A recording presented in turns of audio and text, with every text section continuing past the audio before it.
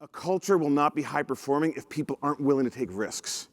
And that last 8%, it's really the gap between the risk you know you need to take and the risk you are taking. That's really what that last 8% is all about. Because you know what you need to do, right? You know the conversations you should have. You know the tough decisions you should make. And sometimes it's people decisions. And I have been guilty many times in my career of knowing someone isn't right for the job, but letting them stay in the job because it's hard, because I don't want to replace them, I don't want all that, right? So just sometimes those people, but that person, if they're underperforming or if they're having a negative impact, that affects the whole team, not just that person. We took those two pillars and we created a culture map. So on the left axis is courage, on the bottom axis is connection. So let's think about a culture that's on the upper left. It's high courage, but it's low connection. That's a transactional culture where results matter over relationships. It's more of a blame, make a mess environment. When something goes wrong, emails are flying, who's at fault, right? Very much like some of Linda's videos this morning, right? We're blaming everybody. You have to endure toxic bad apples because they get results.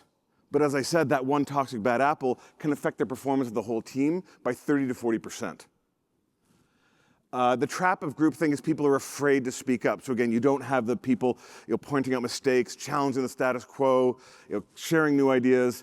And finally, it's a high anxiety, high burnout environment. It can attain results over the short term, but it's not sustainable long term. All right, let's think about the bottom right. This is high connection but low courage. That is a family culture. That is a culture that is more of an avoidance culture. It's a nice culture, but people are unwilling to do hard things. It has mediocre standards. There isn't personal accountability, right? People aren't taking accountability. People are afraid to have conversations, performance conversations. It's slower decision making because everyone's got to agree and everyone's got to be happy, everyone's got to be involved, and there's nothing wrong with consensus decision making, but taken too far, it slows everything down.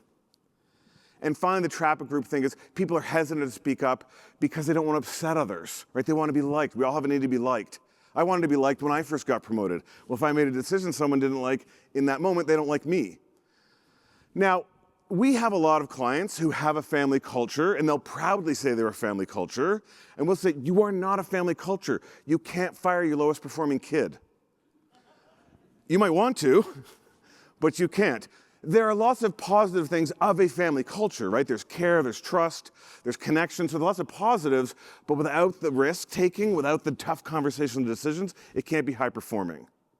Bottom left, we don't see too much of this these days. Low courage, low connection, it's command and control, not much risk taking, a lot of bad apples. We see less of that these days. The aspiration, right, the North Star, is to be in the upper right-hand quadrant, which is a last 8% culture that's high in courage and connection, which is characterized by high accountability and high care. You can have both together, like I talked about at the beginning, that engagement and performance. So there's high trust and smart risk-taking. People feel safe.